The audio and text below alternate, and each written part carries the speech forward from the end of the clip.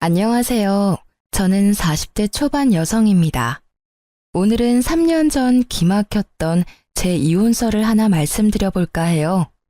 저에게 이혼은 저를 위한 가장 중요한 선택 중에 하나였지만 동시에 아픈 상처를 가져다 준 사건이기도 해요.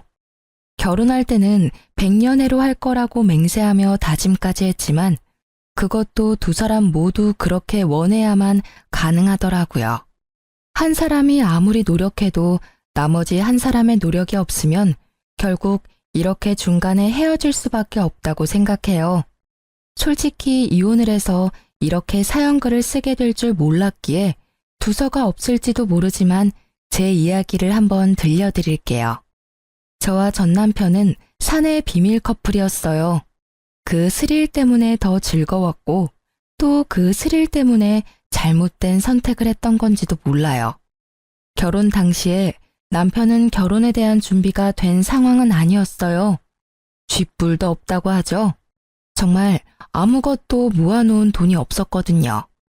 게다가 시댁도 우리에게 원조를 해줄 수 있는 여건은 아니었기에 오롯이 저와 남편이 모두 해결해야 했어요. 처음에는 제가 모은 돈에 남편 이름으로 대출을 받아서 아파트를 사려고 생각했어요. 그런데 하루는 아버지가 저희를 부르더니 남편에게 돈을 빌려주겠다고 하시더군요. 저는 놀라서 우리끼리 하겠다고 했지만 아버지는 딸 시집 가는데 마음고생 시키고 싶지 않다며 남편에게 돈을 빌려주고 나중에 갚으라고 했어요. 대신 이자는 받지 않을 테니 편하게 너희들 돈 모으라고요. 그때 정말 아버지에게 얼마나 고마웠는지. 결국 남편은 그렇게 하기로 하고 저희는 자가로 집을 마련했어요.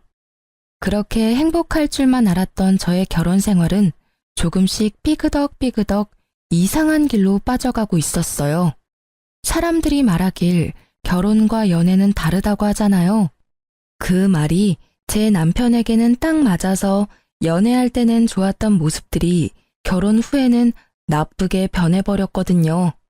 남편은 밖으로 돌아다니는 걸 무척 좋아해서 친구들과 사람들을 자주 만나곤 했어요. 가끔 저도 남편과 함께 밖으로 돌아다니며 사람들도 만나고 구경도 하고 맛집도 찾아다녔어요. 그런데 결혼을 하고 나서도 남편은 바뀌지 않았어요. 아니, 오히려 더 밖으로만 나돌아다닌다고 해야 하나? 집에 들어오는 걸 무척 싫어하는 사람처럼요. 거기에 슬슬 지치는 건 저였어요. 하루가 멀다하게 벌어지는 회식과 술판, 친구들과의 만남 등 남편이 그럴수록 저는 점점 독수 공방의 시간이 길어지고 있었어요. 게다가 결혼 3년, 4년이 넘어가면서 불임에 대한 걱정도 커져가고 있었어요. 결혼 4년 동안 자연 임신이 한 번도 되지 않았던 저는 손주를 원하는 시모의 눈치를 심하게 봐야 했어요. 그 탓인지 애는 더 생기지 않고 결국 심각하게 산부인과 진료를 생각하게 됐죠. 시모의 상황에 난임센터를 방문한 저는 일단 자연 임신을 시도해보자는 의사의 말을 듣고 산부인과에서 정해준 날짜만 손꼽아 기다리고 있었어요. 그날 저녁 따라 남편이 또 늦더라고요. 그런데 이번 한 번만이 아니었어요. 저번 달에도 그렇게 일찍 오라고 단단히 일렀는데 날짜를 넘겨버리는 탓에 이번에는 벼르고 있었거든요. 그런데 이번에도 일찍 오지 않더라고요. 애가 타는 제 속을 모르는지 밤 11시가 넘어서야 남편에게 전화가 왔어요. 당신 어디야? 오늘 일찍 들어오라고 했잖아. 아이고 사모님, 저 택시 기사인데요. 나오셔서 손님 좀 모셔가야 할 것 같은데요. 택시에서 내릴 생각을 안 하셔요. 날씨가 추워서 놔두고 가기도 그렇고. 어머, 죄송합니다. 제가 바로 데리러 내려갈게요. 전화를 한 것은 남편이 아니라 택시 기사였어요. 아파트 현관 앞에 서 있는 택시를 보니 어찌나 민망하고 화가 나던지 저는 연신 기사에게 미안하다고 말하며 남편을 데리고 왔어요. 술에 쩔어서 몸을 가누지도 못하는 모습을 보는데 정말 한 대 쥐어받고 싶을 만큼 열이 받더라고요. 게다가 남편을 데리고 집에 들어오는 내내 남편의 옷에서 나는 제 것이 아닌 여자의 향수 냄새와 분 냄새에 겨우 화를 삭히며 집으로 들어왔어요. 밝은 데서 보니 더 선명하게 보여지는 남편의 모습에 저는 눈을 감으며 충격을 감당해야 했어요. 옷깃에 덕지덕지 묻어있는 립스틱에 단정치 못한 옷차림이 딱 봐도 여자를 끼고 놀았던 것 같더라고요.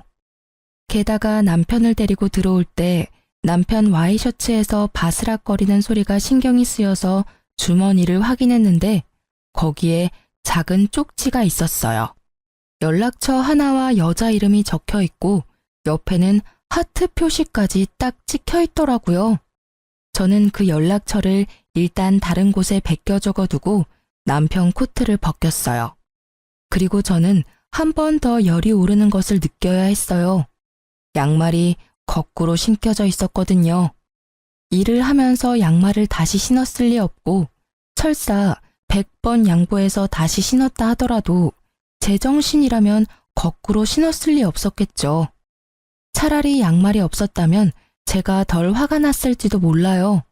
애를 가지고 싶어 오매불망 남편만 기다려야 하는 제 사정이 이렇게 비참하고 짜증나는 일이 되어버려 저는 그날 분노의 눈물과 우라를 삼키며 잠도 제대로 못 잤어요. 그리고 다음날 아침 남편이 눈을 뜨자마자 저를 부르더군요. 여보, 나 물 좀 가져다 줘. 술이 안 깨네. 어제 숙취 해소제도 먹었는데 늙었나 봐. 뭘 잘했다고 눈 뜨자마자 마누라 부르며 물을 찾는지. 저는 열이 받아서 냉수를 컵 가득 받아서 비몽사몽한 남편 얼굴에다가 확 부었어요. 아, 차가워. 지금 뭐 하는 짓이야? 당신 미쳤어? 갑자기 물을 뿌리면 어떡해?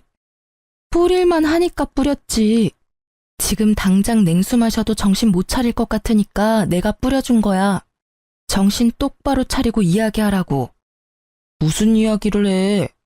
아, 어제 늦어서 그런 거야? 오랜만에 친구가 연락 와서 한 잔 좀 했어.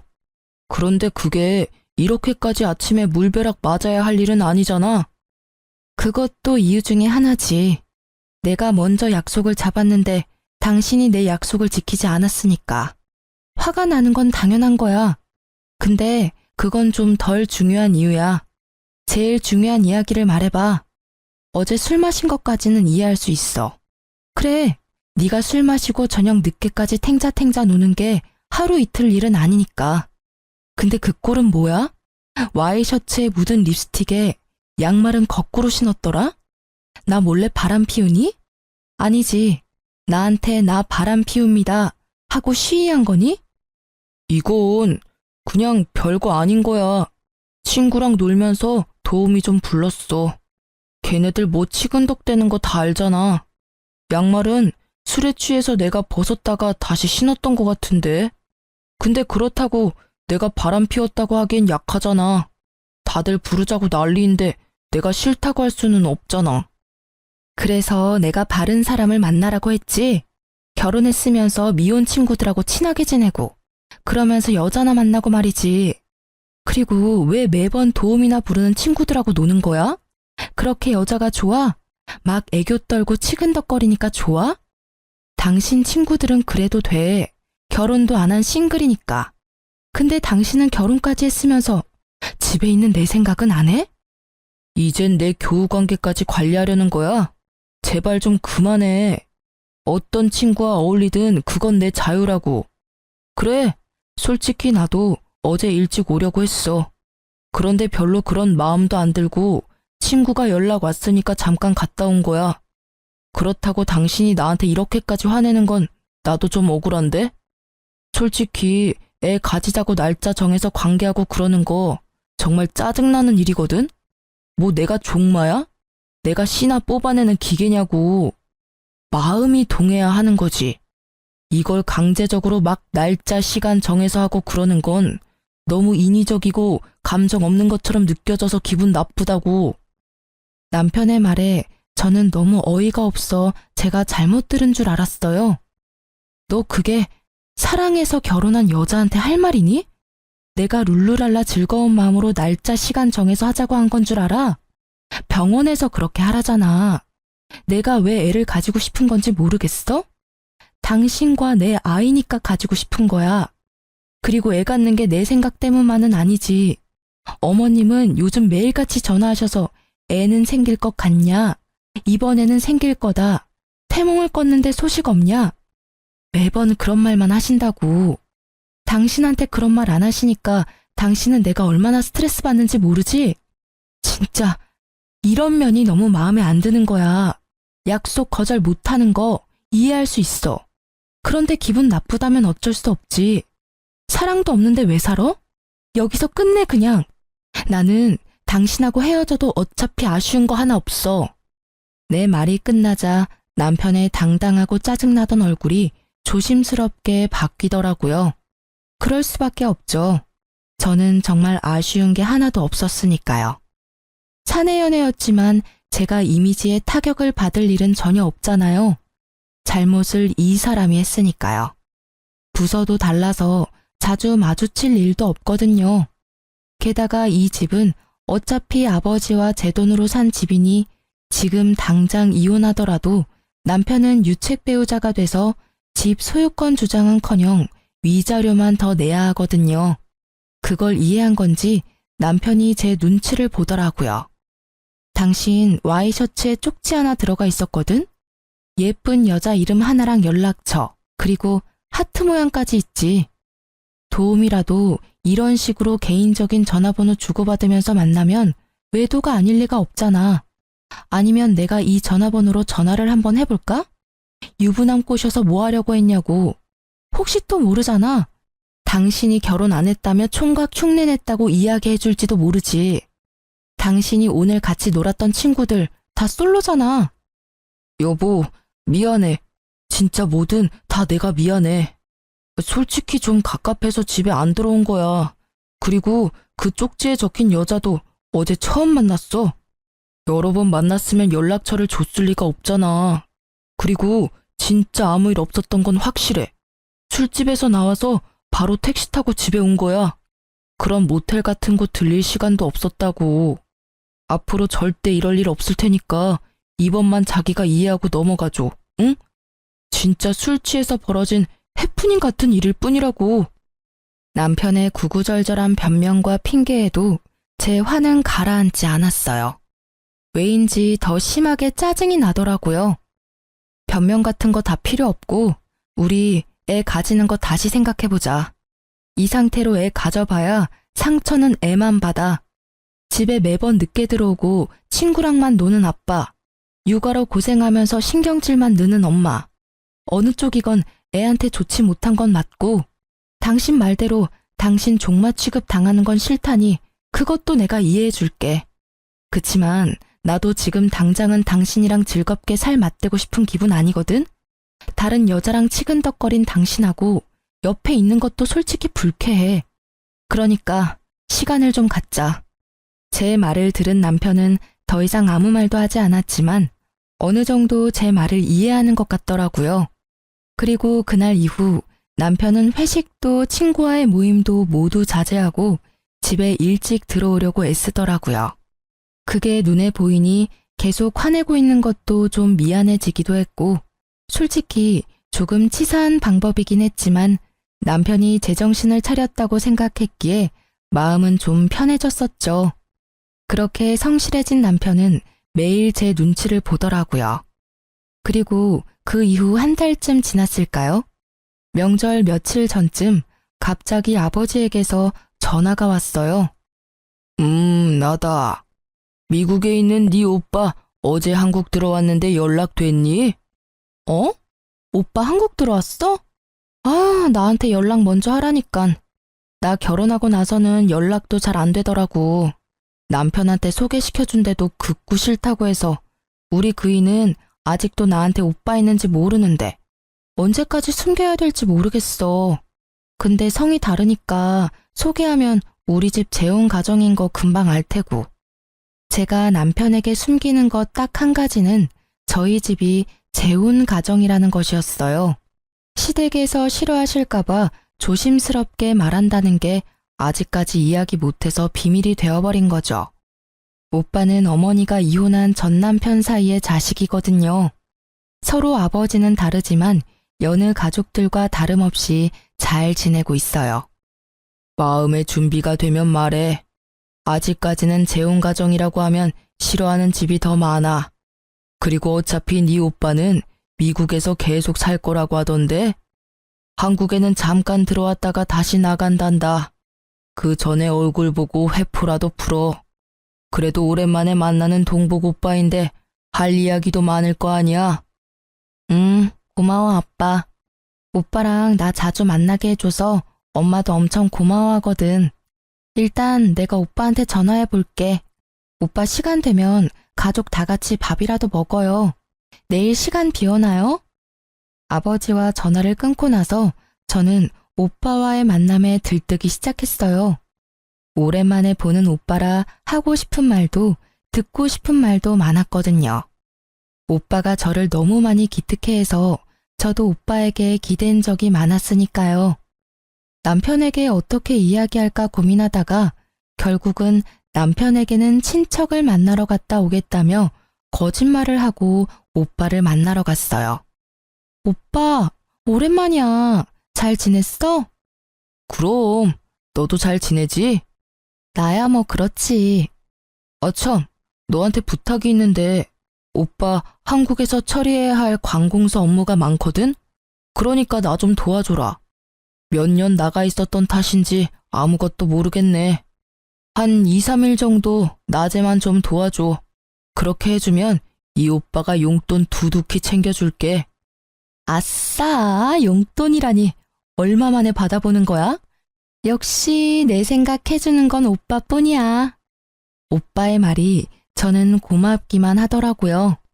이번에 보면 또 언제 볼 수 있을지 모르는 데다가 저한테 용돈을 챙겨주고 싶어서 이렇게 안내를 부탁한다는 걸 알고 있었거든요. 어릴 때도 오빠는 저한테 별것도 아닌 부탁을 하고는 꼭 마지막에 알바로 번 용돈을 쥐어주곤 했거든요. 알았어. 연차 쓰고 오빠를 위해 안내역 해줄게. 그래, 그럼 오늘은 식사부터 할까? 그러고 보니 어디 호텔에 괜찮은 레스토랑 생겼던데 거기서 식사나 할까? 거기는 가격이 좀 싼데도 맛집 많아. 내가 우리 동생한테 사주고 싶어서 그렇지. 자, 가자. 저는 오빠와 식사를 맛있게 하며 오랜만에 스트레스를 풀었어요. 식사 마지막에는 저와 남편 선물까지 주더라고요. 한 번도 못 본 매부에게까지 선물을 해주는 오빠의 마음 씀씀이에 너무 고마웠어요. 그렇게 저는 이틀을 연차를 쓰고 오빠의 안내역을 해줬어요. 말만 안내역이고 오히려 가족 여행에 더 가까웠죠. 친정 부모님까지 모시고 맛집도 다니고 오랜만에 느긋하게 시간을 보내니 스트레스가 좀 풀리더라고요. 그렇게 오빠를 미국으로 보내고 며칠이 지났을까? 남편이 점점 옛날처럼 늦게 들어오더라고요. 워낙 노는 걸 좋아했으니 어쩔 수 없이 되돌아간다고 생각한 것도 잠시 점점 저한테 차가워지는 느낌을 받았어요. 뭔가 의심스러운 기색이 있어서 벼르고 있었지만 꼬리를 잡을 수는 없었어요. 그런데 그 꼬리가 너무 의외의 곳에서 잡혀버렸죠. 하루는 배달이 왔어야 할 새벽 우유가 아침에 보니 사라졌더라고요. 분명히 업체에서는 새벽에 배달을 했다고 하고요. 평소 우유를 마시지 않는 남편이 가져갔을 리 없다고 생각한 저는 분실 사건이라고 생각하고 범인을 어떻게 잡을까 생각하고 있었어요. 일하는 내내 그 생각을 하다가 아파트 CCTV, 엘리베이터나 계단에 찍혀있지 않을까 하는 생각이 들었죠. 그래서 퇴근하고 불이 나게 아파트 관리사무소로 향했어요. 우유가 없어졌다고 양해를 구한 뒤 저는 CCTV를 돌려봤어요. 그러다가 두 눈으로 믿을 수 없는 광경을 목격했어요. 아침 시간 제 남편이 엘리베이터에서 어떤 여자와 무척 진한 아침 인사를 하고 있더라고요. 서로의 헤어를 정리해주고 사람이 타니 뒤로 물러나 모르는 사람처럼 있다가 몰래 손을 잡는 모습까지. 이미 제 머릿속에서 우유도둑은 사라지고 없었어요. 두 연놈의 행태가 너무나 충격적이었거든요. 저는 관리사무소에 부탁해서 전날도 그 전날도 확인해봤어요. 그리고 정확하게 상간녀가 누구인지 알게 됐죠. 여자의 얼굴이 너무 눈에 익어서 금방 눈치챘어요. 남편의 외도 상대는 앞집 여자였어요. 아침 시간에 설마 출근할 때 외도를 하지는 않을 거라 생각했는데 상간녀가 앞집이니 그 출근 시간을 더 활용한 거였죠. 등잔 밑이 어둡다는 말이 딱 맞더라고요. 결국 CCTV 동영상을 제 핸드폰으로 찍어놓고 집으로 가 남편을 기다렸어요. 역시나 늦더라고요. 저는 밤이 늦어질수록 거실이 아닌 현관에서 남편을 기다렸어요. 계단식 아파트라 앞집이 보이거든요. 둘이 밖에서 만나다가 들어오려면 같이 와야 하니까요. 그렇게 현관문 앞에서 기다리던 제 눈에 두 사람이 나타났어요. 역시 제가 잘못 본 게 아니라는 걸 확인이라도 시켜주듯 두 사람은 손을 잡고 앞까지 걸어오더라고요. 참 대담하기도 하지. 같은 층에 두 사람의 남편과 아내가 있는데도 저렇게 애정 행각을 하다니. 남편은 여자를 집으로 돌려보낸 뒤 저희 집 도어락 비밀번호를 누르더군요. 와씨, 깜짝이야. 여기서 뭐 하는 거야? 남편이 놀랐는지 제게 소리치더라고요. 들킬까봐 놀란 건지도 모르죠. 저는 남편에게 조용히 말했어요. 당신 요즘 늦네? 설마 또 바람 피는 거야? 제 말에 깜짝 놀랄 줄 알았던 남편이 잠깐 멈칫하더니 심드렁한 표정으로 그냥 소파에 앉더라고요. 그 여유 있는 몸짓에 차분하게 말로 하려던 제 인내심이 뚝 끊겼어요. 그 태도는 뭐야? 내가 묻잖아. 당신 바람 피냐고. 아, 너 의처증이야? 매번 이런 식으로 나 힘들게 하면 기분이 좀 나아져? 친구 만나고 회식하는 거 좀 줄여줬잖아. 그럼 이쯤에서 만족을 좀 해. 어떻게 모든 걸 너한테 맞추면서 살아? 그리고 내가 이 말까지는 안 하려고 했는데 너야말로 바람 피는 거 아니야? 굉장히 당당하네. 당신은 바람 핀 적이 없고 바람은 내가 폈다는 게 당신 주장인 거네. 그런 이야기를 할 만한 근거는 있는 거지? 어디 이야기해봐. 들어는 줄게. 저는 남편이 이렇게 당당한 이유가 정말로 궁금했어요. 화가 나는 것과는 별개로 무엇을 갖고 있길래 저렇게 자신 있어 보이는가 싶었죠. 제 말에 남편은 자켓 안주머니에서 사진 몇 장을 꺼내서 탁자에 던지더라고요. 그 사진을 보는 순간 저는 어이없음과 불쾌함을 동시에 느꼈어요. 이건 뭐야? 너 나 뒷조사한 거야? 네가? 놀랐지? 그럴 줄 알았어. 바람 피우다가 딱 걸리니까 어때? 나한테 이런 쓰레기 같은 취급받으니까 기분 더럽지? 나도 그랬어. 별거 아닌 일로 사람을 쓰레기 취급하고 말이지. 마누라 바람 피는 거 보니 내가 왜 그렇게 했었나 싶기도 하고 자괴감이 드네. 솔직히 말하면 나를 종마 취급하는 데다 의처증까지 가진 당신이 바람까지 피워준 덕분에 당신은 유책 배우자가 확실해졌어. 반면에 나는 그때 한 번 이후로 별 문제 없이 깨끗한 상태잖아. 외도도 하지 않고 얼마나 가정에 충실했는지 알지? 나한테 외도했다고 뭐라 하던 당신이 바람 피는 걸 보니 이제 당신한테 질렸어. 그러니까 우리 이혼하자. 남편이 먼저 던진 이혼 이야기에 저는 터져나오는 실수를 참으며 냉정하게 말했죠. 이게 당신 생각이야? 이 사진 한 장으로 나한테 이혼하자고 말하는 거야? 내가 유책 배우자니까 너한테는 잃는 거보단 얻는 게 많겠네? 당연하지. 너한테 책임이 있으니까. 나한테 위자료 주는 대신에 이 집 넘겨주면 원만히 합의 이혼해줄게. 그럼 여기저기 소문날 일도 없고 깨끗하잖아. 그치?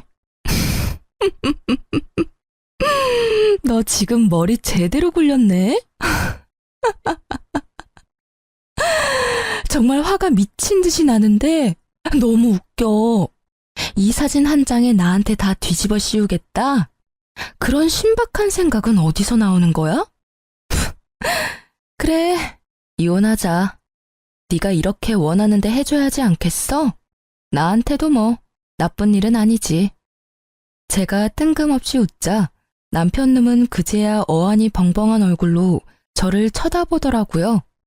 이혼하자는데 웃으니 뭔가 잘못됐다는 걸 알아챘지만 제대로 아는 게 하나도 없으니 말도 못하고 쳐다만 보는 거죠.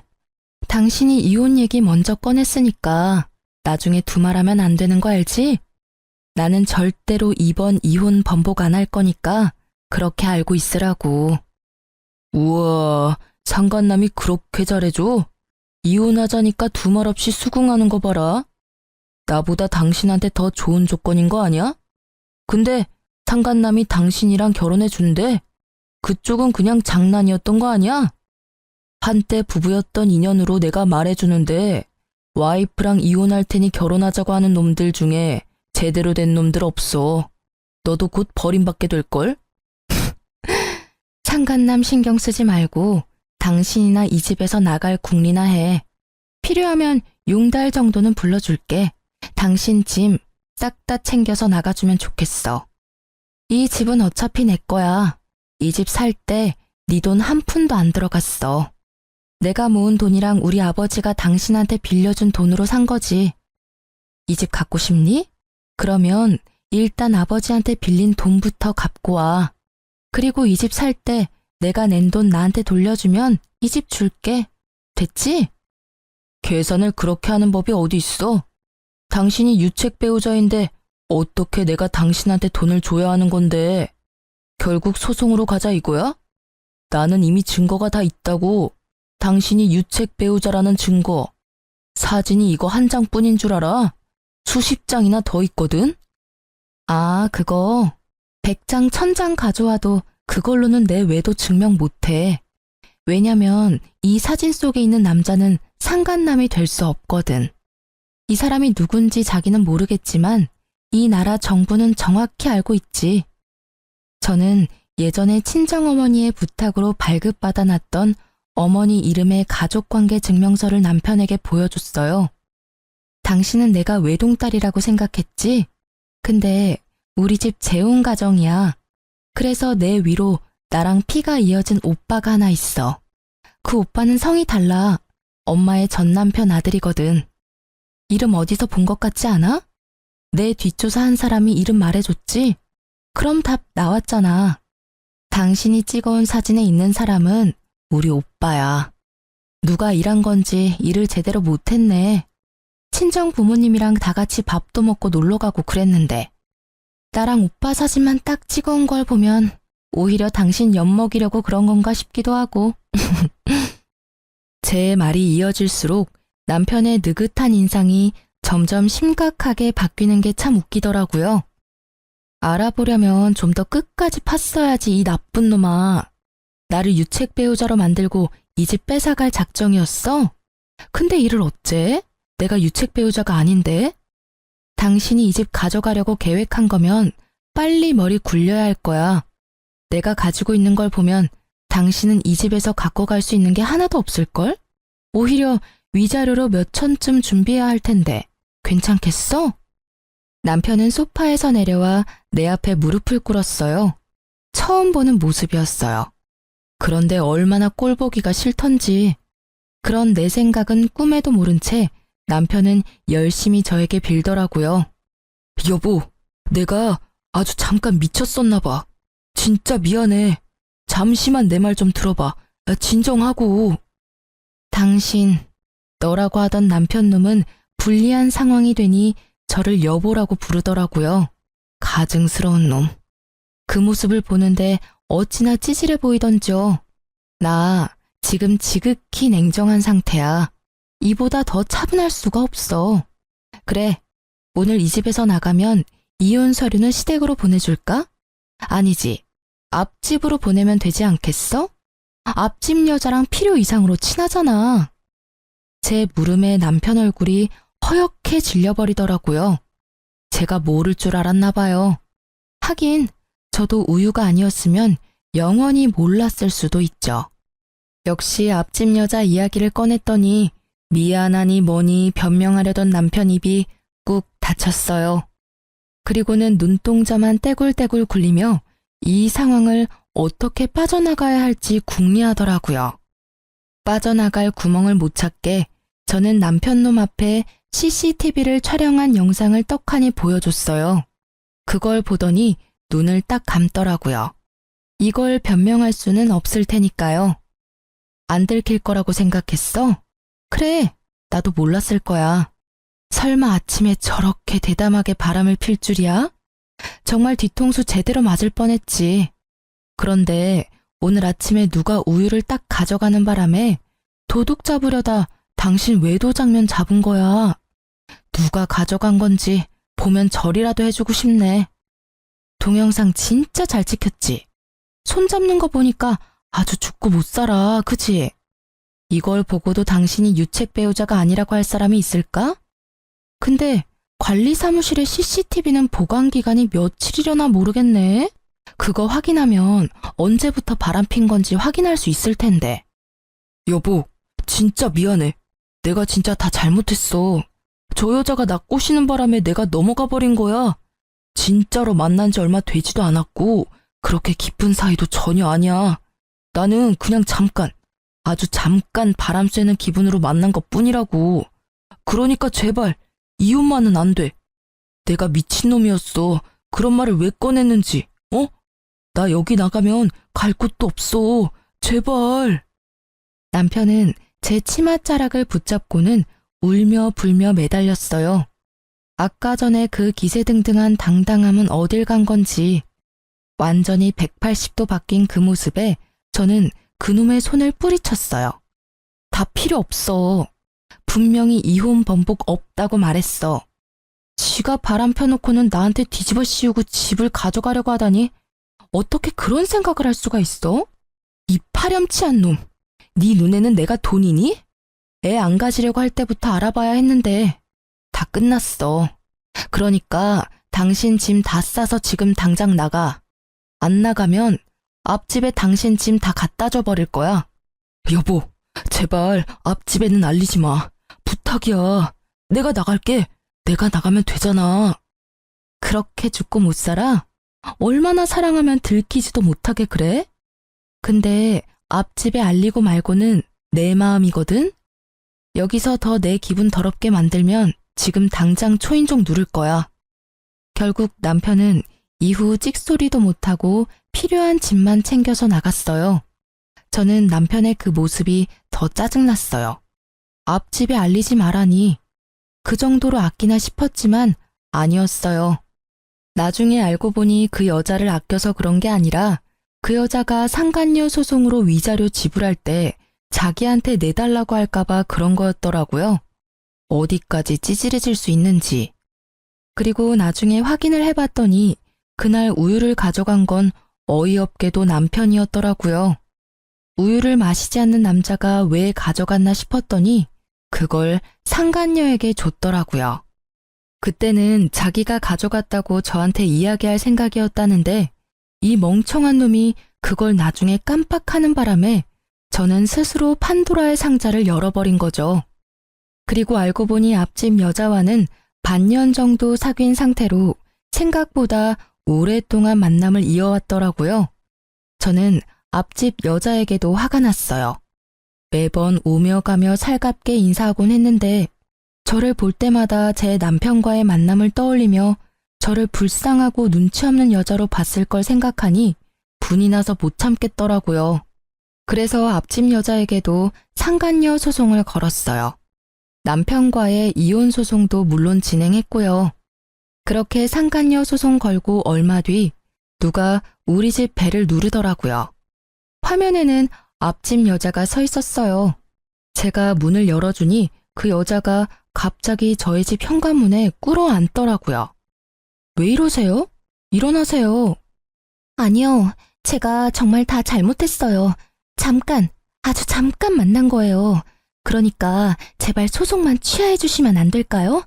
염치 없는 부탁이란 건 잘 알지만 어떻게 좀 선처를... 제가 왜 그래야 하는지 잘 모르겠네요.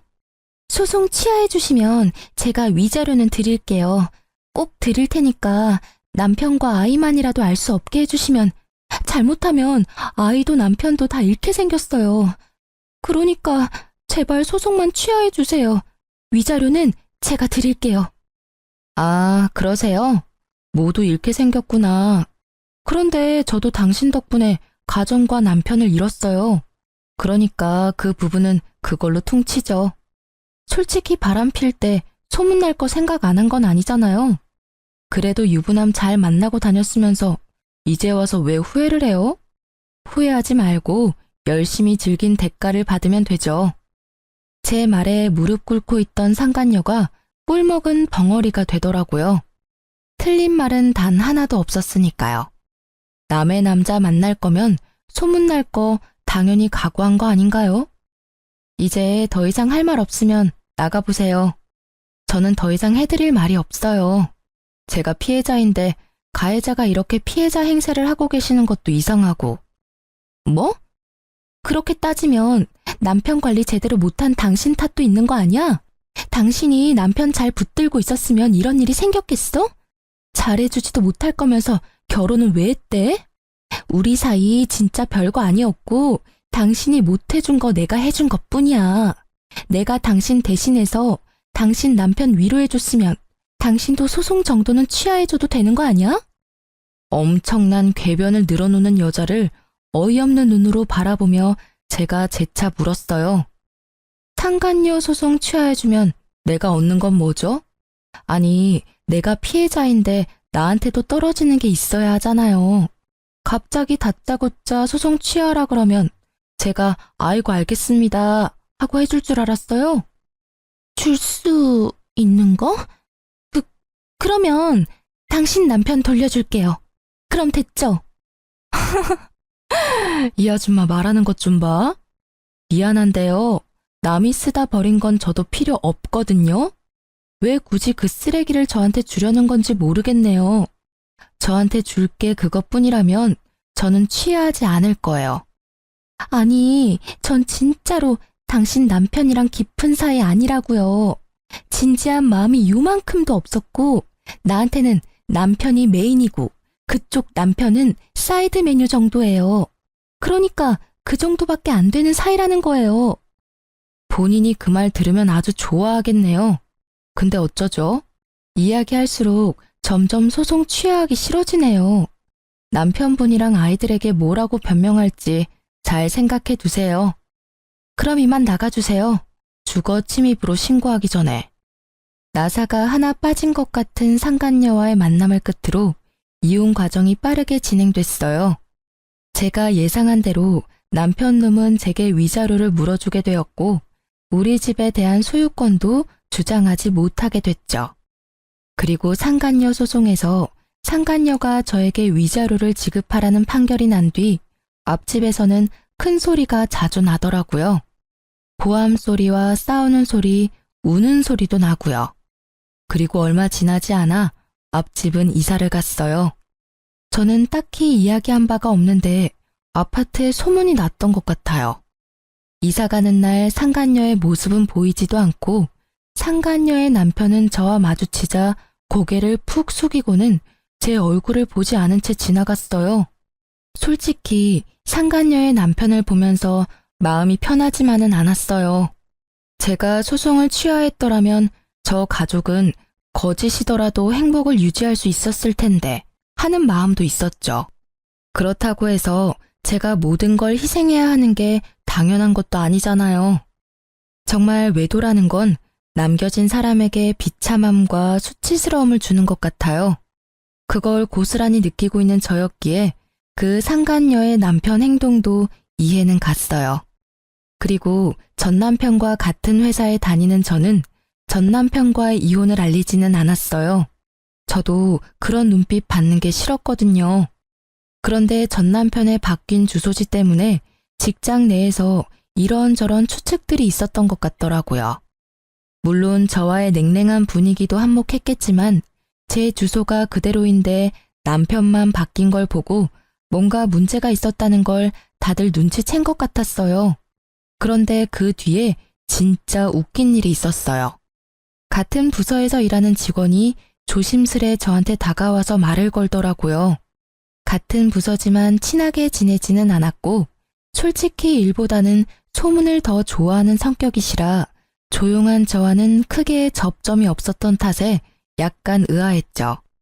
그런데 다짜고짜 묻더라고요. 저기, 정말 이혼한 거 맞아요? 네, 맞아요. 솔직히 이제는 별로 말하기 힘든 일도 아니에요. 궁금한 거 있으면 물어봐요. 아니, 궁금한 게 있는 건 아닌데, 지금 저쪽 부서 난리 났거든요. 왜요?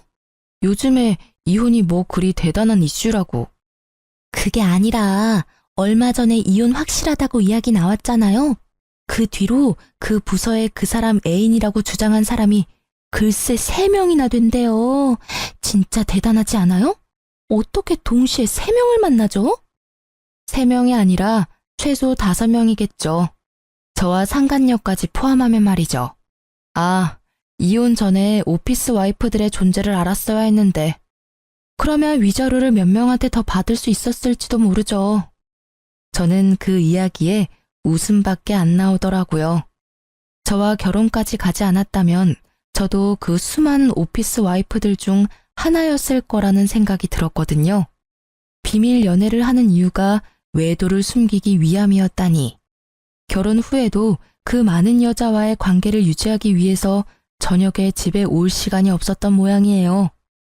그런데 갑자기 그 숨겨진 여자들이 자기가 애인이라고 두 손 들고 나선 이유가 있더라고요. 바로 제가 사는 그 집이 그 남자 소유라고 생각한 것 같더라고요. 그래서 여자들이 바로 기정사실로 만들려고 한 것 같은데 알고 보니 그 애인이 한둘이 아니어서 그 난리가 난 거였어요.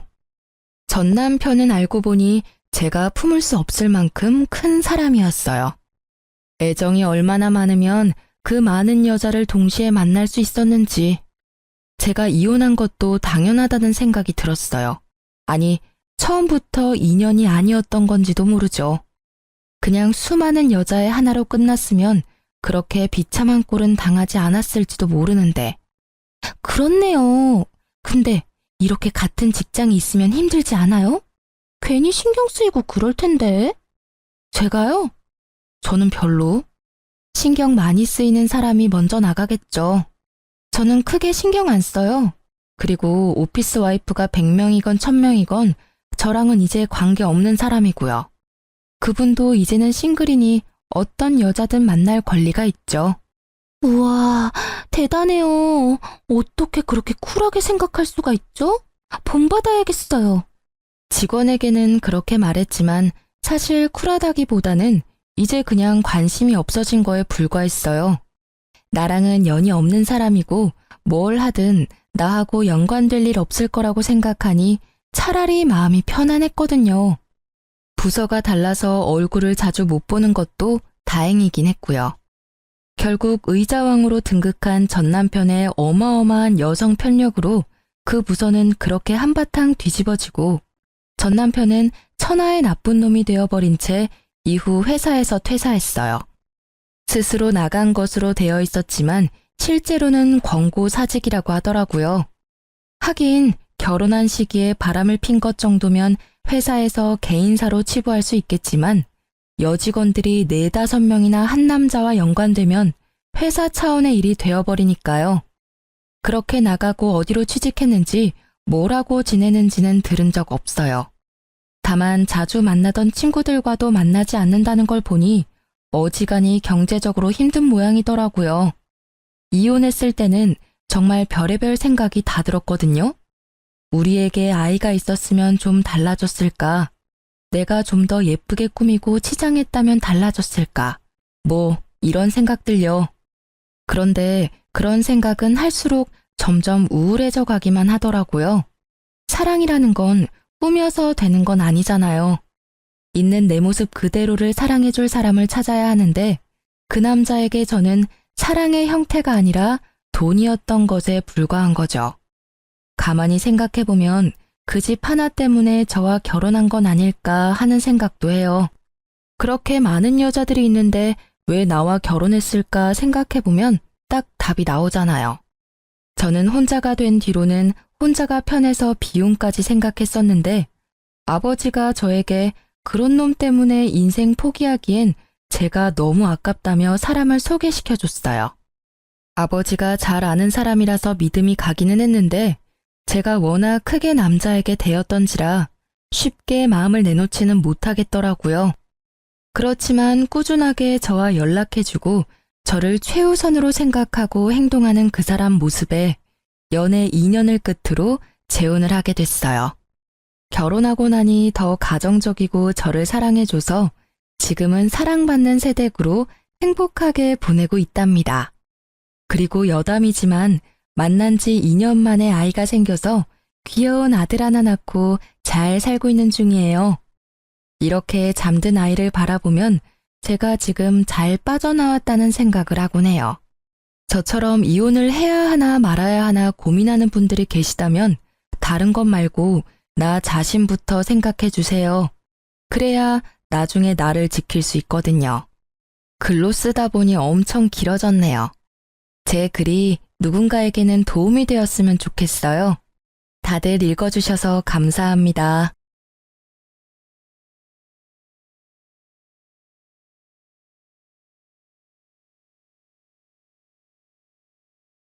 안녕하세요. 저는 10년간의 결혼 생활에 마침표를 찍게 된 40대 초반의 여성입니다. 고부 갈등 같은 건 저하고는 인연 없는 일인 줄 알았어요. 저희 집도 할머니 모시고 살았으니까 제 나름대로 자신은 있었거든요. 그렇지만 저 혼자 노력한다고 해결될 일이 아니더라고요. 저와 남편의 결혼은 시작부터 삐걱거렸습니다. 그때는 그게 다 액땜하는 거라는 주변인들의 말에 고개를 끄덕이며 제가 할 수 있는 모든 걸 할 수밖에 없었죠. 결혼 때 친정도 시댁도 반대가 있었어요. 친정 부모님은 남편이 장사하는 게 마음에 안 들었고 시댁은 제가 평범한 회사원이라는 게 마음에 안 들었던 모양이에요. 제 직급이 높아서 월급은 남편보다 더 많이 벌었기에 친정엄마는 매번 저에게 더 좋은 데 시집 갈 수 있는데 왜 꼭 장사하는 사람하고 결혼하냐고 했죠. 시댁은 시댁대로 좀 더 높은 급의 며느리를 원했나 봐요. 며느리에도 급이 있다는 것도 웃기긴 하지만 일찍 돌아가신 시부의 직업이 교육자라서 그런지 며느리만은 사회적으로 높이 쳐주는 직업을 원하신 것 같더라고요. 상견례에서 시모는 합가를 조건으로 결혼을 허락하겠다고 했어요. 합가라고 해봐야 시모가 시부의 유산으로 구매한 지방의 3층짜리 작은 건물이고 2층이 시모, 1층이 카페, 3층에 저희가 들어가는 거였어요. 아래층 위층이지만 아예 같이 사는 건 아니라 저도 허락했어요. 시모가 저를 탐탁지 않게 여겼지만 처음부터 심하게 군 건 아니었어요. 고부 갈등은 시동생에게 결혼할 여자가 생기면서 시작됐죠. 저의 동서가 될 사람은 큰 병원의 간호사였습니다. 대학병원은 아니지만 중간 정도는 되는 병원이었죠. 시모는 시동생이 하는 말을 다 들어주더라고요. 매번 동서와 시동생의 요구를 다 들어주고 저와 차별하기 시작했어요. 무슨 일이 있든 동서의 일을 두둔하는 것이 저에게는 무척 큰 스트레스였죠. 상견례 때 딱 한 번 만나본 동서는 그때도 당돌한 모습이었습니다. 제가 결혼할 때는 합가를 하기 때문에 남편이 집을 가지고 있는 쪽이었고 시모는 그걸 이유로 예단과 예물을 모두 원했습니다. 저는 예단비를 2천만 원 해드렸고 남편과 시댁의 예물로 거의 1,000만 원을 썼어요. 보통은 꾸민비라고 돌아오는 돈이 있는데 그것마저 없었죠. 친정집에서는 이런 경우가 어디 있냐며 요즘 세상에 합가까지 하는데 너무하다는 반응이었지만 저는 이제 곧 가족이 될 사이니 분란을 만들고 싶지 않았어요. 어차피 저는 몸만 들어가는 거니까 괜찮다고 생각했죠.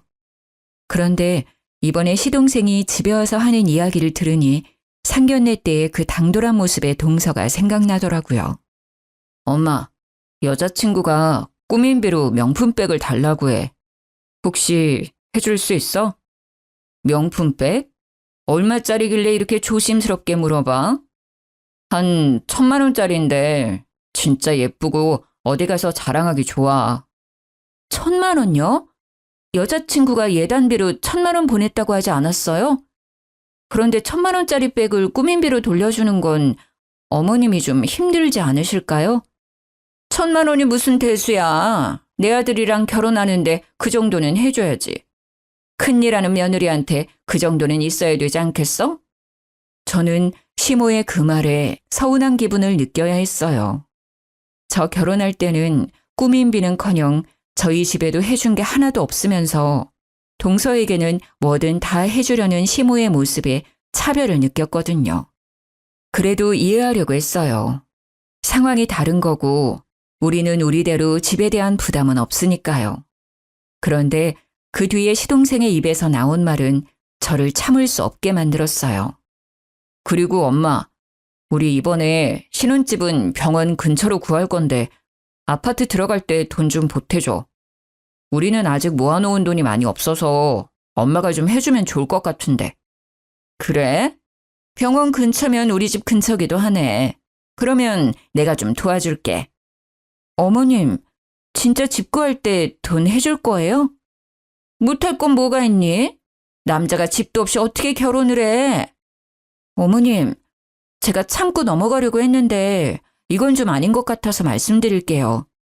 저 시집 올 때 합가하라고 하면서 돈 한 푼도 저희한테 안 주신 거 아시죠?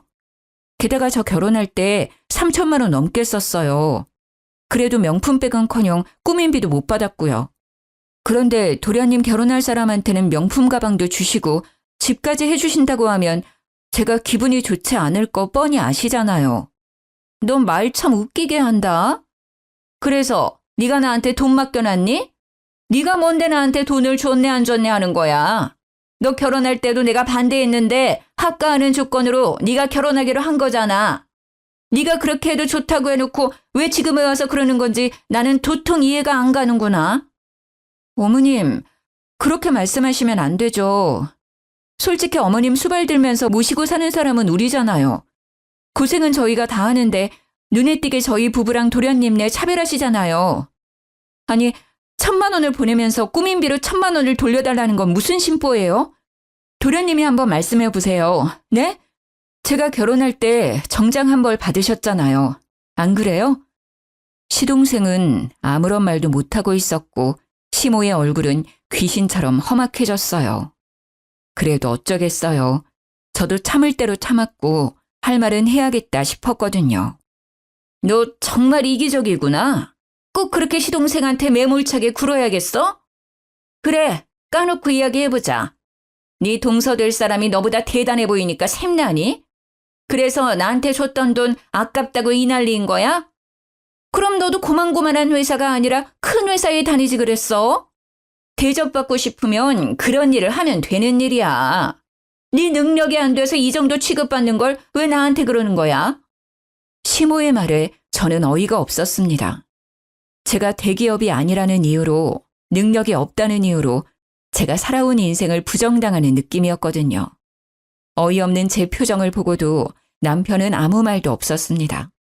저는 남편을 쳐다봤죠.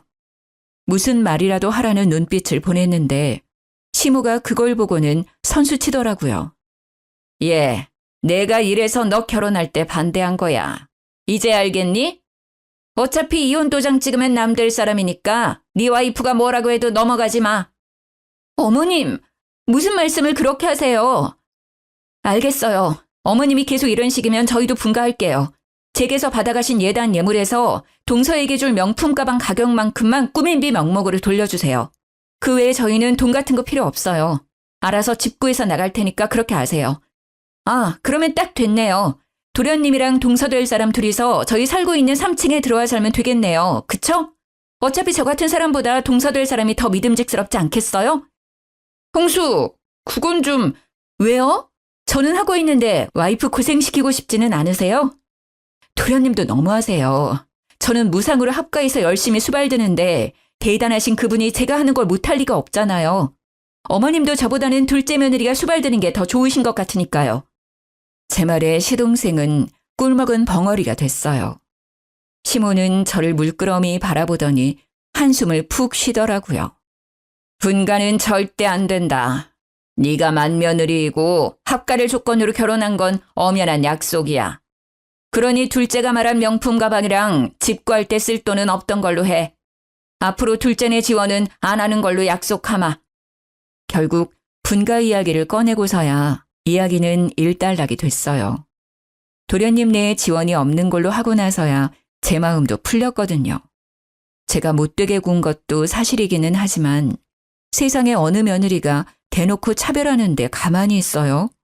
근데 이 이후에 남편의 행동이 더 가관이었어요. 저희가 3층으로 올라오자 남편이 대놓고 말하더군요. 당신 꼭 그렇게까지 해야 했어? 동생이 형수를 어떻게 생각하겠어? 자기들 결혼 파토내려고 작정한 사람이라고 생각할 거 아니야. 생각 좀 하고 말해. 그리고 엄마 말이 구구절절 다 맞잖아. 그 돈이 당신 돈도 아니고 엄마가 엄마 돈 마음대로 쓰겠다는데 당신 왜 이래라 저래라 난린데. 그래서 당신 그 자리에서 한마디도 안 했어? 웃기지도 않아. 내가 왜 화를 냈는지 몰라서 나한테 화내는 거야? 딱 봐도 차별하시는 게 눈에 보이는데 어떻게 화를 안 내고 넘어가? 게다가 당신은 동생네가 다 가져가는 게 화나지도 않아? 아니, 화는 안 내도 그게 부당하다는 생각 정도는 해야지. 내가 어머님한테 무슨 일 있을 때마다 매번 불려가서 일 처리해 주는 거 알지? 며느리이자 같은 집에서 살기 때문에 가능한 거야. 나도 분가하면 그 짓거리 안 해도 상관없지. 그때는 자기가 해야 하는 거니까. 나한테 대리효도 시켜놓고 뭐? 고맙다고 해도 모자랄 판에 나한테 화를 냈다 이거지? 아니, 그건 고맙게 생각하고 있지. 그치만 그건 그거고 이건 이거지. 당신은 그게 문제야. 당신이 제일 잘나고 당신이 제일 힘들다고 생각하는 거. 당신보다 대단한 사람 널리고 널렸어. 자기가 아무리 회사에서 잘 나가는 사람이라도 우리 집에서는 가족의 일원으로 며느리답게 행동해야 하는 거야. 어째서 그런 기본적인 일조차 모르는 건데? 회사에서 그런 건 안 가르쳐줘? 어? 지금 말 다 했어? 내가 언제 나 잘났다고 했어? 부자 하니까 사람을 우습게 알고 당신 해야 할 일을 내가 해주니까 그게 당연한 줄 알지? 알았어. 당신이 그렇게 생각하는 거 보니 나도 이제 어머님 모시는 일 안 할게. 당신이 더 잘한다는데 못하는 나한테 맡겨? 며느리답게 행동하라고? 그럼 며느리 대접을 좀 하라고 말씀드려줄래? 어이가 없어서 내가 시댁 들어와서 살고 있으니까 네가 대단한 사람이라고 생각하나 본데 나도 우리 집 가면 귀한 딸이야. 이런 집에서 이런 대접받을 사람 아니라고. 열받은 제가 시댁과 관련된 모든 일을 스톱하고 나서야 남편은 제게 사과를 했어요. 하지만 이미 제 마음속에는 남편이 제 편이라는 철석 같은 믿음이 사라졌죠. 누가 이런 놈을 내 편이라고 믿겠어요? 이날 진짜 남편이 왜 남의 편인지를 알게 됐죠. 이상하게도 남편은 시댁 식구들이 있을 때나 시댁과 관련된 일이면 항상 저를 무시하거나 까내리는 말을 많이 했었거든요. 그게 무엇 때문인지를 알 수 없는 저는 내내 꺼림칙한 마음으로 답답함만 늘어갔었죠. 그렇게 시댁과의 골은 한 번 생기니 좀처럼 사라지질 않더라고요. 그리고 대망의 이혼 결심의 날이 다가왔어요. 시동생이 결혼하고 3년째가 되던 명절이었어요. 설날을 맞이하는 저희 시댁은 분주했어요. 설 바로 전날에 제사가 하나 있었거든요. 그날에 모여서 전을 부치고 준비를 해야 하는데 연차를 쓰기가 힘들었어요. 그렇지만 맏며느리이기도 하고 이런 일에는 오해가 생길 일이 많으니 최대한 참석하려고 노력했죠. 다른 직원에게 황금 연휴 연차를 양보하겠다고 하고 아침부터 저는 전을 부치러 내려갔죠. 그런데 내려가니 어머님만 덩그러니 있더라고요. 어제 장을 보러 가야 했는데 제가 연차를 쓰기 위해 무리하게 야근을 하는 바람에 못 갔거든요. 미리 이야기해두어서 동서가 장을 봐왔을 거라고 생각했는데 장을 봐두지 않았더라고요. 어머님, 어제 장 안 보셨어요? 그래, 네가 없는데 어떻게 장을 보러 가니? 저 야근이라서 일해야 하니 동서랑 같이 갔다 오시라고 말씀드렸잖아요. 동서한테도 연락해놨는데. 어제는 둘째도 바쁘다고 해서 오지 말라고 했다. 그렇다고 나 혼자 갈 수도 없고. 일단 장부터 보고 오자. 재료 손질해놓고 손 가는 것만 대충 해놓으면 내일 제사 지내기 전에 음식하기는 쉽겠지. 전만 오늘 붙여놓으면 되지 않겠니? 그럼 동서 오면 같이 가요. 이제 곧 올 시간이잖아요. 네 동서는 오늘 못 온다고 연락 왔다. 일하느라 바쁘다고 하는데 오지 말라고 했어. 어머님, 동서 이 집 식구된 지 벌써 3년째예요. 어떻게 매번 제삿날만 되면 못 온다고 해요? 진짜로 일 있어서 못 오는 거 맞아요? 넌 꼭 말을 그런 식으로 해야겠니? 바쁘겠지. 큰 병원 간호사가 얼마나 바쁘겠어. 네가 이럴 때는 이해 좀 하고 넘어가. 괜히 트집 잡지 말고. 그럴수록 너 텃세 부리는 거로 보여. 그럼 내일은 몇 시쯤 온대요? 일 끝나면 6시니까 7시면 오겠죠? 오늘 제사 음식 끝내놓고 내일 설 명절 음식 새로 해요. 7시쯤 동서 오면 같이 준비하면 되겠네요. 아니야, 네 동서 이번 설에는 좀 많이 바쁘대. 네? 그게 무슨 말이에요? 제사랑 명절 때 네 동서 안 온다는 말이야. 아니, 병원에서 여기까지 차 타고 겨우 10분이에요. 동서네 집에서는 15분밖에 안 되고요. 저녁 먹고 잠시 와도 될 거리밖에 안 되는데 왜 못 와요? 바쁘면 그럴 수도 있지. 뭘 그렇게 화를 내. 일부러 못 온다니? 그리고 네가 있으니까 나도 맘 편하게 안 와도 된다고 했어. 고작 장보고 전 부치는데 3사람이나 있을 필요 있어? 어머님, 그런 말씀하시면 안 되죠. 동서가 시집 오고 나서 전 한 번 부치는 걸 못 봤어요. 매번 제사 때마다 바쁘다고 하고 명절 당일에 와서 밥만 쏙 먹고 가버리고 염치가 없는 것도 유분수지. 자기가 안 오면 다른 사람들 고생한다는 생각은 안 하는 거죠? 너 지금 너 혼자 고생한다고 나한테 뭐라 그러는 거니? 네가 맏며느리로 들어왔으면 당연히 해야 할 일이지. 손아래 사람을 보듬어줄 생각을 해야지. 매번 이렇게 흉을 보고 텃세를 부리니 둘째가 정을 못 붙이는 게야. 마음을 좀 곱게 써. 저도 바쁜데 다른 사람한테 사정하며 부탁해서 여기 온 거예요. 자기만 바쁜 게 아니라는 걸 왜 몰라요? 다 큰 성인이? 그런 일이 있으면 저한테도 전화해서 알려야 하는 거 아니에요?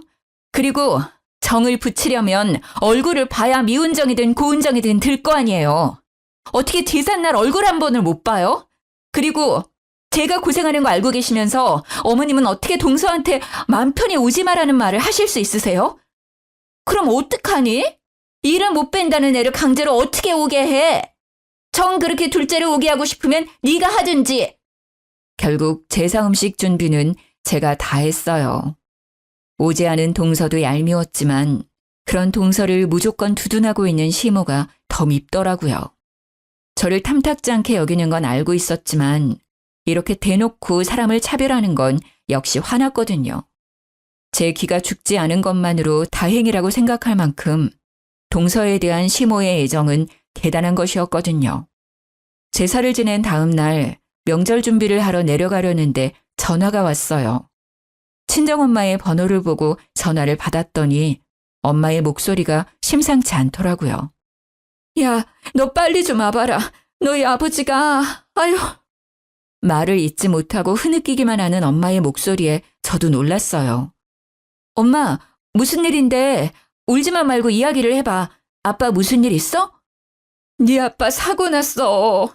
교통사고가 크게 나서 지금 수술실에 들어갔어. 지금 엄마 혼자 여기 있는데 너무 무섭고 몸이 후들거려서. 저는 눈앞이 캄캄해지는 걸 느꼈어요. 수술이라니 그만큼 큰 사고라는 걸 뜻하니까요. 게다가 흔들리는 친정엄마의 목소리가 너무 불안해 보여서 빨리 병원으로 가보기로 했어요. 엄마, 주소 좀 보내. 내가 그리로 지금 당장 갈게. 전화를 끊고 나서 저는 아직 누워서 꿈틀거리는 남편에게 말했어요. 나 잠깐 나갔다 올게. 우리 아버지 병원에 계시나 봐. 잠깐 상황 좀 보고 올 테니까. 제사는 저녁에 지내는 거고 밑준비나 전부치기는 끝내놓았으니 오전 중에 잠시 갔다 오면 될 거라는 생각으로 가볍게 말해두고 나왔어요. 친정엄마가 준 병원 주소는 하필 동서가 일하는 병원이었어요. 수술실을 물어 찾아가니 친정엄마가 그 앞에서 덜덜 떨며 수술실 문만 바라보고 있더라고요. 그 모습이 안쓰러워 다가가서 안아주었는데 엄마가 말을 제대로 못하더라고요. 워낙에 마음이 여린 분이신데 아버지가 크게 다치셨으니 너무 놀라 그럴 수도 있겠다 싶은 마음에 동서가 오늘 일한다고 했으니 동서에게 물어보기로 했어요. 아무래도 비전문가인 우리보다야 잘 알 테니까요. 그래서 간호사들이 모여있는 간호데스크를 찾아갔어요. 저기, 안녕하세요. 혹시 이하나라는 간호사가 어디에 있는지 알 수 있을까요? 이하나 간호사요? 혹시 무슨 일 때문에 찾으시는지 여쭤봐도 될까요? 저는 이하나 간호사 친척인데요. 저희 아버지가 교통사고로 수술방에 들어가 있는데 상태가 어떤지 물어보려고 찾아왔어요. 제 얼굴 보면 알 텐데. 그러셨어요. 그런데 어쩌죠? 오늘 이하나 간호사 연차 쓰고 쉬는 날이에요. 여기에는 없으니 전화해서 한번 물어보세요. 전화번호는 아시죠? 네, 알고 있어요. 전화부터 하면 되는 걸 저도 정신이 없어서 여기부터 찾아왔네요. 고마워요. 그렇게 말하고 돌아선 저는 찜찜한 생각에 좀처럼 자리를 뜰 수 없었어요.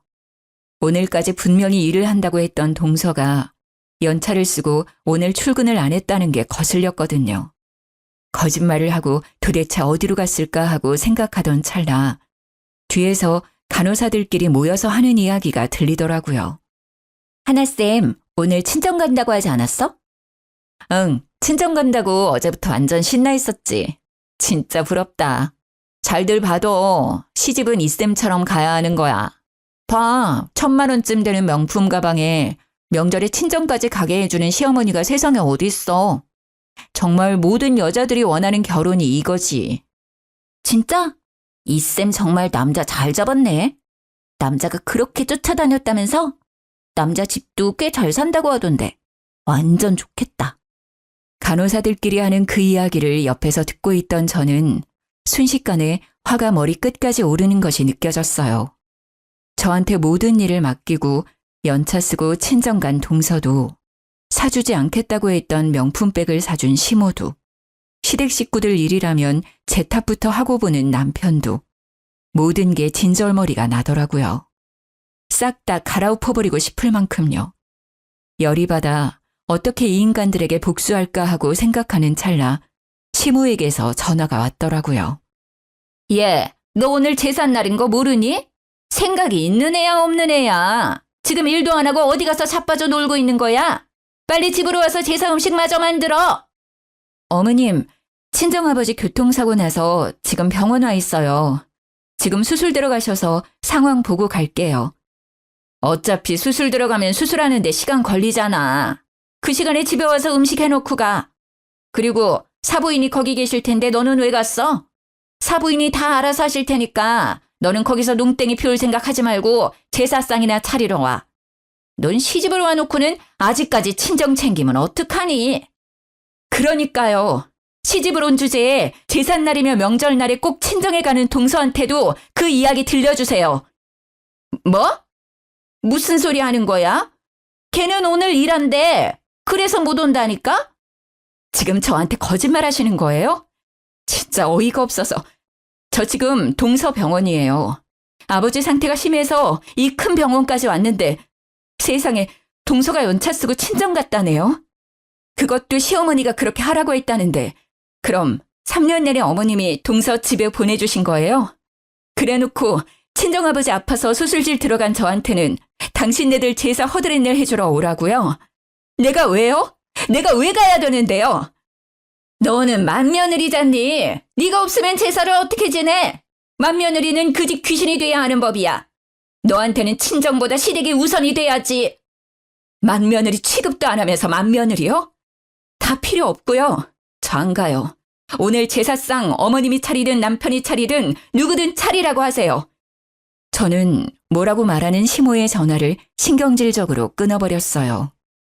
화가 나서 씩씩거리다가 갑자기 그런 생각이 들었어요. 안 해주겠다던 명품 가방을 해줬다면 지금 동서가 살고 있는 그 집도 시모가 돈을 보태줬지 않을까 하고요. 아닐 거라고 생각하면서도 마음이 계속 그 생각만 들더라고요. 다 해주고도 나한테 비밀로 한 거라면 집도 똑같이 해줬을 테니까요. 아버지 수술이 끝나고 친정엄마의 상태도 괜찮아졌어요. 저는 엄마가 먹을 만한 걸 사오겠다는 핑계로 병원 밖으로 나왔어요. 그리고 그 길로 동서가 사는 아파트 입구의 부동산으로 향했어요.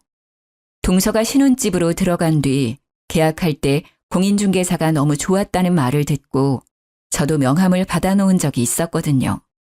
이름이 특이해서 기억에 남았어요. 저는 집을 보는 것처럼 해서 그 부동산으로 들어갔어요. 안녕하세요. 아파트 좀 알아보려고 하는데요. 직접 들어가 볼 건 아니고 요즘 시세만 좀 알아보고 싶은데 괜찮을까요? 그럼요. 들어오세요. 네, 이 아파트 사려면 역시 대출을 껴야겠죠? 비싸서 대출 안 하고 사는 건 어려워 보여서요. 그래도 대출 없이 사가는 분들도 계시죠. 저 김성현이라고 여기서 계약한 사람이 저희 시동생인데요. 사장님이 잘해주셨다고 해서 저도 이쪽으로 온 거거든요.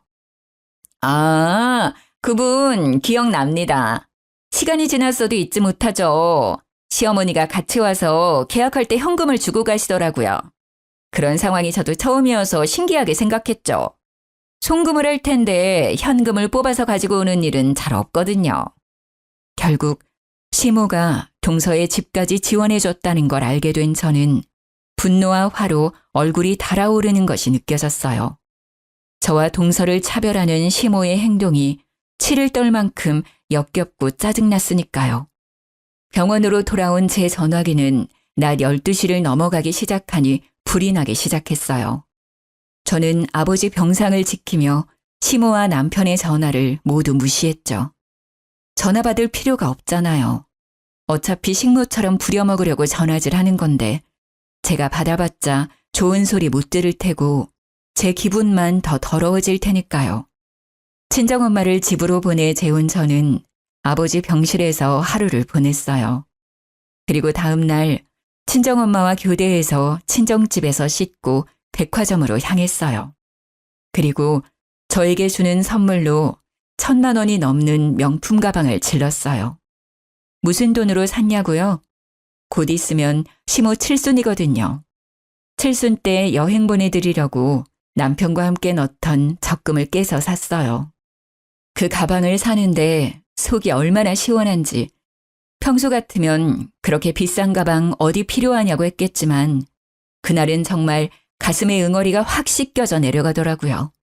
그리고 그 가방을 메고 시댁으로 향했어요. 언제까지고 무시할 수는 없죠. 가서 직접 제 생각을 말해드리는 게 당연하다는 생각이 들었어요. 시댁에 들어가자 남편이 불같이 화를 내며 제게 따지더라고요. 당신 도대체 어디 갔다 온 거야? 제사며 명절 차리며 다 무시하고 잠깐 나갔다가 온다더니 하루 종일 전화도 안 받고 아예 외박까지. 거기다가 이 카드 내역은 또 뭐고? 무슨 쇼핑을 1,000만 원을 넘게 했냐고. 당신 미쳤어? 그 돈이 어떤 돈인지 알면서 쓴 거야? 그래, 그 돈이 어떤 돈인지 잘 알고 썼다. 왜? 당당한 제 모습에 남편은 당황한 건지 기가 찬 건지 말을 못 하더라고요.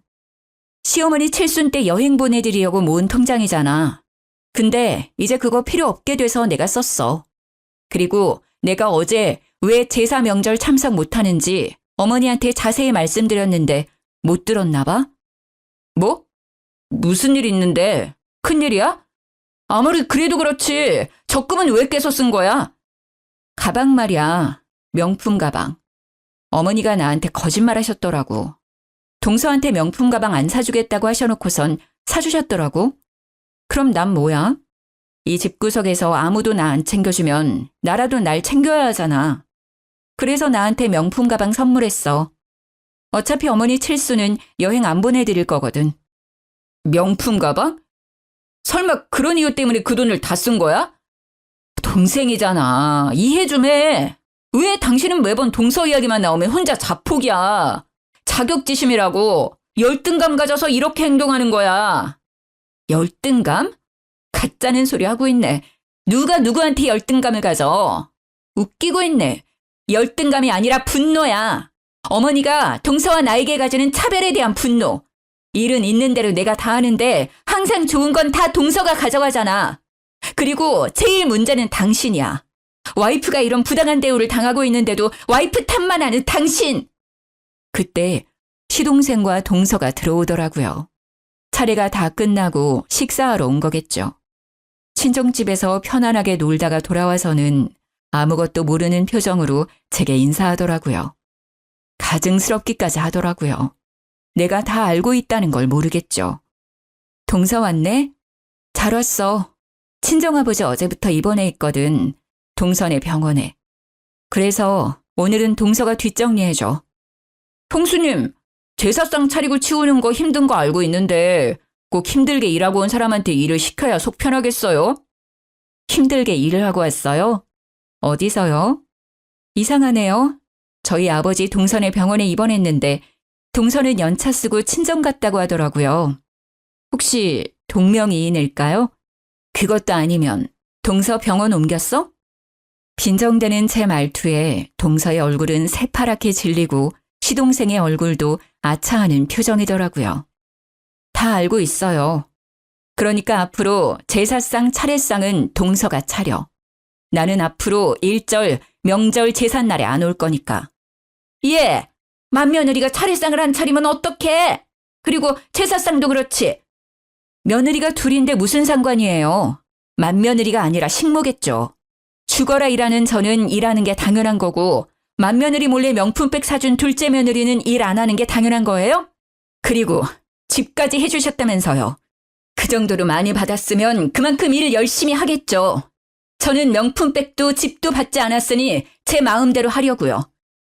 무슨 말을 이렇게 싸가지 없게 해? 아, 그리고 당신 우리 분가할까? 분가는 무슨 분가야. 멀쩡한 집 놔두고 왜 나가려고 하는데? 그리고 무슨 일만 생기면 분가하자고 협박하는데 그거 이제 안 먹혀. 나는 안 할 거야. 나가려면 당신 혼자 나가. 그래? 그럼 더 좋지. 알았어. 당신 말대로 내가 나갈게. 이혼해서 갈라서면 딱 되겠네. 이미 이혼을 향한 마음이 반쯤 기울어져 있었기에 저는 남편의 말에 흔쾌히 이혼을 받아들이려 했어요. 남편의 의도가 이혼이었건 아니었건 상관없었어요. 그냥 이 개떡 같은 집구석에서 빠져나가고 싶은 마음뿐이었거든요.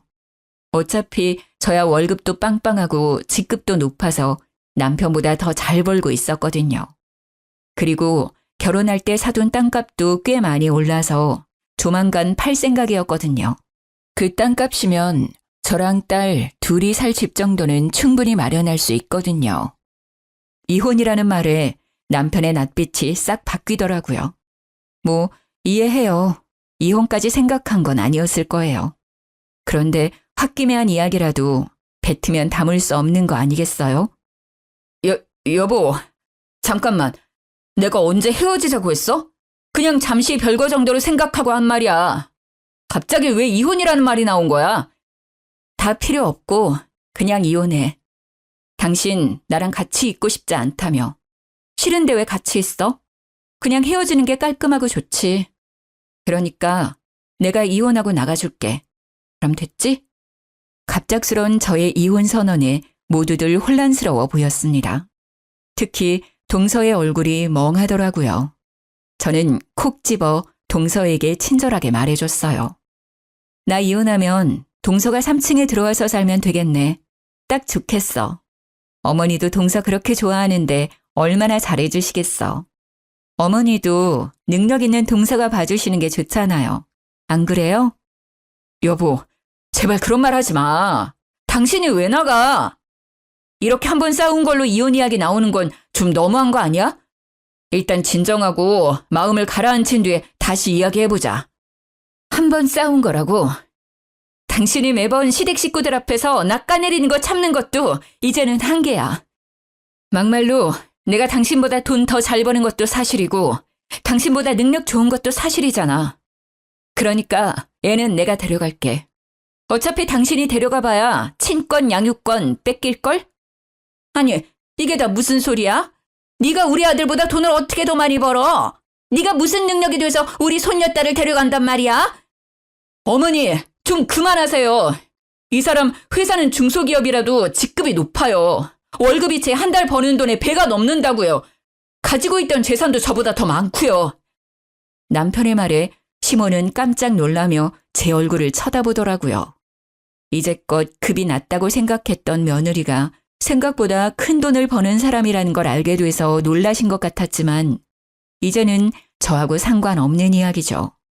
이혼 선언 후 3층으로 올라가자 남편이 쫓아와서는 제 손목을 붙잡고는 애원하더라고요. 나는 절대로 이혼 못해줘. 왜 당신이랑 나랑 헤어지는 건데? 어머니가 저러는 거 하루 이틀 일도 아니고. 동생네는 내가 앞으로 단속 잘할게. 이혼 이야기 꺼내지도 마. 나 진짜 궁금해서 그러는데 당신 왜 시댁 식구들이랑 있으면 나를 그렇게 모자란 사람처럼 만들었어? 이상하게 나만 못 살게 군 이유가 뭐야? 그건 자기가 너무 잘 나가니까. 내가 밖에서는 항상 당신 들러리 같은 존재라 집에서만큼은 주인이고 싶었다고. 남편의 말에 비웃음도 나오지 않았어요. 들러리 같은 존재. 자신의 자격지심으로 이제껏 저를 괴롭히고 고부 갈등에도 아무런 방어를 해주지 않았다는 게 괘씸하고 열받았지만 이것도 이제는 끝인 거죠. 그래, 마누라 까내리고 얻은 그 자존감 오늘까지겠네. 당신이 그러지만 않았어도 내가 버는 돈은 다 자기 거였어. 넌 줄 한 번 잘못 써는 바람에 다 날아가게 생긴 거라고. 다 됐고 어머니랑 살면서 우리 애한테 줄 양육비나 까먹지 말고 잘 챙겨.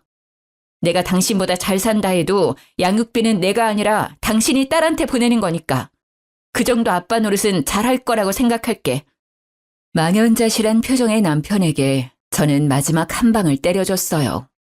그리고 내가 시어머니랑 동서 때문에 자기랑 이혼하는 거라고 착각하는 것 같은데 아니야. 내가 이혼을 택한 이유 중에 50%는 당신 때문이거든? 힘들 때 도와주기는커녕 내 탓으로 돌리고 당신 위해서 한 일들을 욕심 많은 여자로 치부한 당신 탓. 저는 애를 데리고 그날부로 친정으로 돌아왔어요. 제 명의의 땅을 팔아서 소형 아파트를 샀고 친정 근처에 집을 사서 육아도 친정 부모님과 같이 하고 있어요. 그 뒤로 남편과는 이혼 이야기가 아니면 연락을 끊고 살았어요. 그러다가 한번 시모를 만난 적이 있었어요. 이혼 후 첫 추석 연휴 때 백화점에서 마주쳤죠. 저는 딸이랑 친정엄마 모시고 백화점에서 쇼핑을 하고 있었어요. 아버지 일로 고생한 엄마에게 옷 한 벌 사드리려고요. 집에서 쉬고 계신 아버지가 좋아하는 디저트를 사러 식품관에 갔다가 시모를 딱 마주쳤어요. 그 얄미운 얼굴을 보니 생각이 나더라고요. 시모의 생일이 추석 연휴 근처였거든요. 안녕하셨어요? 장 보러 오셨나 봐요? 오늘이 생신이셨죠? 전 시모는 갑자기 제가 말을 걸자 당황한 듯 보였어요. 그래, 오랜만이구나.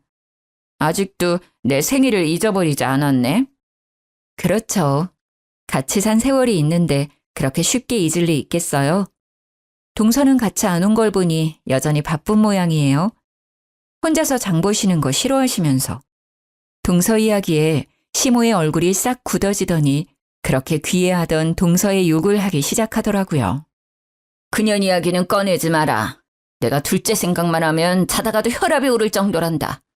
망할 것들이 합가하라고 했더니 합가 안 하겠다고 떼쓰고 매번 바쁘다는 핑계로 설이며 추석이며 나 혼자 지내고 있어. 생일상 받을 나이에 생일상 차리고 있으니 화가 나지 않겠니? 합가하고 집 살 때 들어간 돈 내놓으라고 했더니 세상에 연락을 뚝 끊어버리고는 그 집 팔아버리고는 직장까지 옮긴 거 있지? 기도 안 차서. 이제는 둘이 어디 있는지 알 수도 없어서 첫째랑 둘이 살아. 대학병원 간호사래서 그렇게 잘해줬는데 시아버지 유산을 모두 들고 날라버린 천하의 몹쓸 년이었어. 내가 미쳤지. 그런 년을 며느리라고 들인 내가 미친 거야. 게다가 둘째는 그년한테 완전히 빠져가지고는 결국 제가 예상한 대로 됐더라고요. 합가는 안 할 거라고 생각했어요. 그런데 집도 팔고 직장까지 옮겼다는 이야기에는 저도 너무 놀랐어요. 그 정도로 싫었을까요?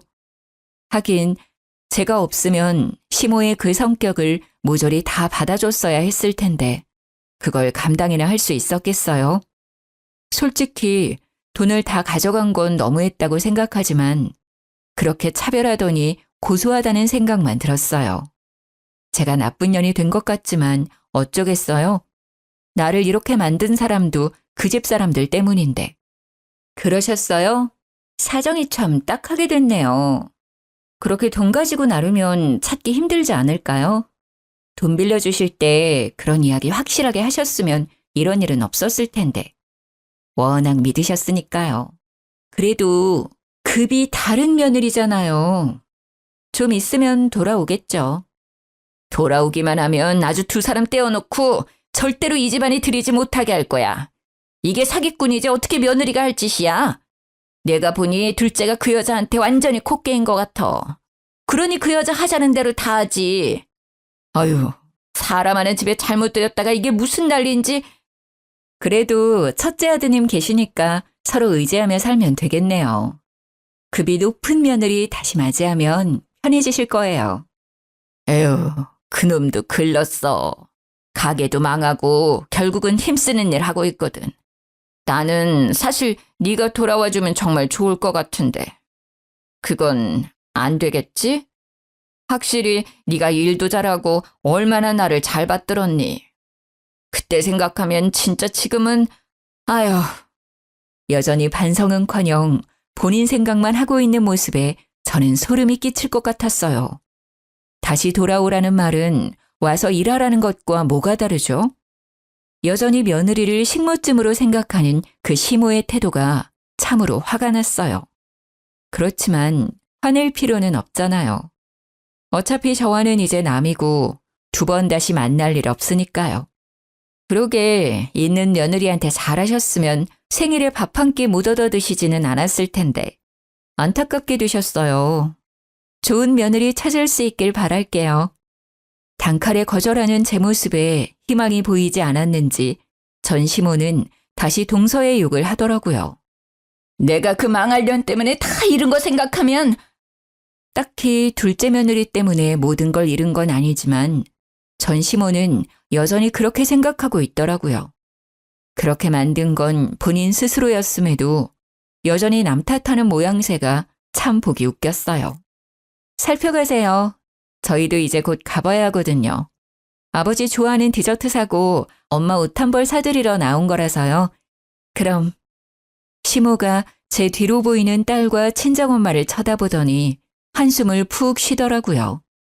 손녀와 외할머니의 다정한 모습이 부러워 보였나 봅니다. 어쩌겠어요. 버스 떠나고 손은 들어도 멈춰주지 않으니까요.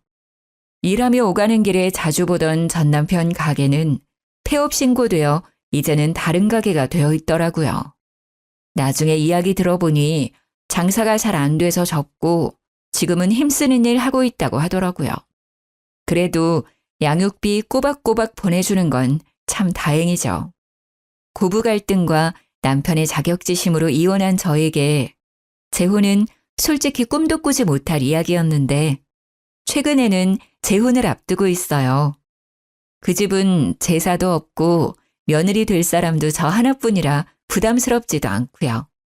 시모들 뿐이 도시 사람이라서 그런지 며느리에게 기댈 생각도 하지 않고 어떻게든 아들 내외에게 더 해줄 것만 생각하시는 그런 좋은 분이세요. 재혼 상태도 저와 아이를 많이 아껴주고요. 그런 모습 덕분에 저도 재혼을 선택하게 됐어요. 좋은 소식을 앞두고 이렇게 글을 쓰게 되어 저도 기분이 좋네요. 일단 힘든 일들을 모두 떨쳐냈다는 홀가분함이 제일 큰 것 같아요. 고부 갈등의 아픔을 딛고 새롭게 시작할 저를 응원해주세요. 긴 글 읽어주셔서 감사합니다. 모두들 행복한 날 보내세요.